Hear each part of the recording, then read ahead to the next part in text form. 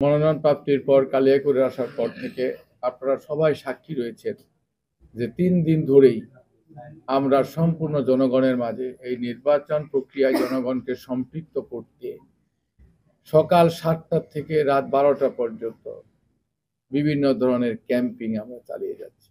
এবং দলের মধ্যে আমরা যে ৫ জন প্রার্থী ছিলাম, যারা মনোনয়ন পায়নি, মন খারাপ, তাদের বাড়িতে যেয়ে বা তাদের নেতাকর্মীদের সাথে আলাপ আলোচনা করে সবাইকে বিএনপির পতাকা তলে ঐক্যবদ্ধ থাকার জন্য হওয়ার জন্য আমি প্রার্থী হিসেবে নিজে যাচ্ছি।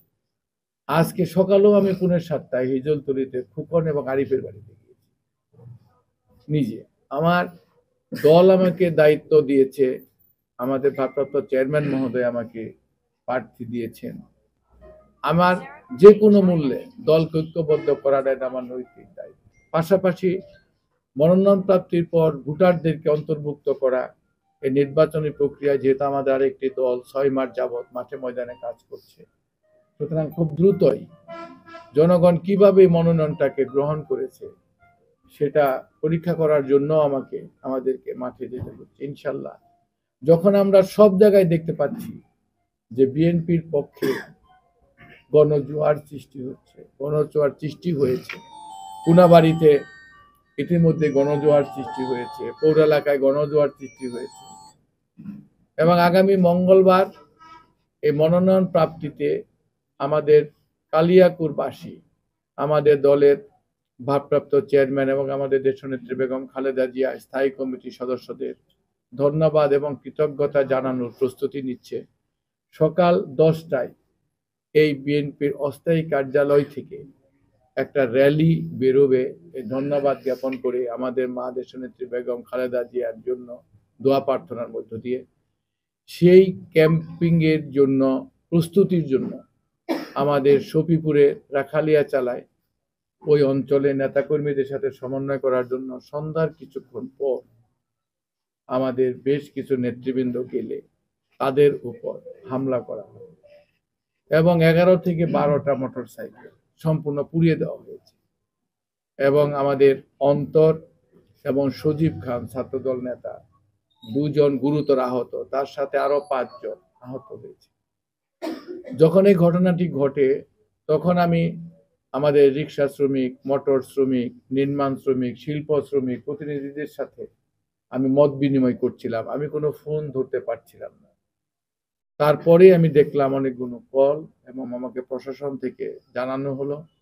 আমি নেতৃবৃন্দের সাথে যোগাযোগ করে এই বিষয়টা শতভাগ কনফার্ম হয়ে যায় কেন কি কারণে ঘটলো, আমার কিছুটা সময় লেগেছে। এবং আমি একটা জিনিস আপনাদের বলতে চাই যে ধানের শীষ আমাকে এখানে মনোনয়ন দিয়েছে বিএনপি, ধানের শীষের প্রার্থী করেছে, কিন্তু অন্যজনকে যদি দিত তারাও যোগ্য, কিন্তু আমিও তো তাদের মেনে নিয়ে নির্বাচনটা করতাম। কিন্তু গতকাল সেখানে একজন প্রার্থী যিনি ছিলেন তিনি তার বাড়িতে এসেছিলেন।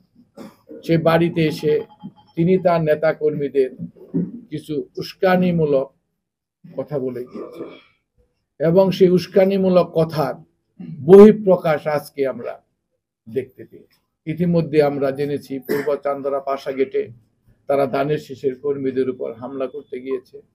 তারা পল্লী বিদ্যুতে বিএনপির নেতা কর্মীরা প্রচারণায় গেলে সেখানে হামলার চেষ্টা করা হয়েছে। আমাদের রাখালিয়া চালায় 11টি মোটর সাইকেল পুড়িয়ে দেওয়া হলো 11টা বা 12টার মতো, এবং 7 জন আহত হলো। এবং মৌচাকেও তারা এই গন্ডগোল করতে গিয়েছে। এটা কি বার্তা দেয়? তারা নির্বাচন প্রক্রিয়াটাকে বানচাল করতে চাচ্ছে। দলের যদি তারা আদর্শের কর্মী হয়ে থাকে, দায়িত্বপ্রাপ্ত নেতা হয়ে থাকে, দায়িত্বশীল নেতা হয়ে থাকে, তাহলে পরে এই ধরনের আচরণ কখনোই তারা করতে পারে কিনা সেটা গাজীপুর 1 আসনে আমার জনগণের কাছে জিজ্ঞাসা থাকলো। এবং নিশ্চয়ই কথাটা যদি আমার দলের হাইকমান্ড শোনেন তারাও সেই বিষয়টা বিবেচনা করবেন। এবং আমি প্রার্থী হিসেবে আমার উপরে অর্পিত গুরু দায়িত্ব আমি কিভাবে সম্পন্ন করব, আমি সেটা করার জন্য যখন ব্যস্ত, সেই মুহূর্তে এই নির্বাচন বানচালের প্রক্রিয়ায় যারা জড়িত হচ্ছে আমি মনে করি তারা আওয়ামী লীগের দূষর হিসেবেই আমার কাছে বিবেচনায়। কারণ এখানে আমরা দেখেছি গত পৌর এবং উপজেলা কমিটি যখন দেওয়া হয়েছে এই 82 জনের মধ্যে প্রায় 36 জনে তারা 5 তারিখে তারা আওয়ামী লীগ থেকে আগত এবং তারা 5 তারিখের পরে কাজে আমি মনে করি তারা বিএনপির মধ্যে লুকিয়ে থেকে তারা হয়তোবা চেষ্টা করছে কিভাবে বিএনপির পরিবারকে ক্ষতিগ্রস্ত করা যায়। এটা আজকেই আমার এই সন্দেহটা হলো। যদি তারা মনে করে থাকে যে এই মনোনয়ন যোগ্য হয় নাই, মেয়র মুজিবুর রহমান উপযুক্ত নয়, তাহলে তারা সেটা আপিল করার সুযোগ আছে। তারা তার আমাদের ভারপ্রাপ্ত চেয়ারম্যান মহোদয়কে বলতে পারে, মহাসচিব সাহেবকে বলতে পারে, স্ট্যান্ডিং কমিটিকে বলতে পারে। নতুন এবং ফিরে আসা গ্রাহকদের জন্য নগদে চলছে ক্যাশব্যাক সহ প্রতিদিন হাজারো উপহার জেতার সুযোগ। হবে আশা আর ফেরা, সারপ্রাইজ সেরা।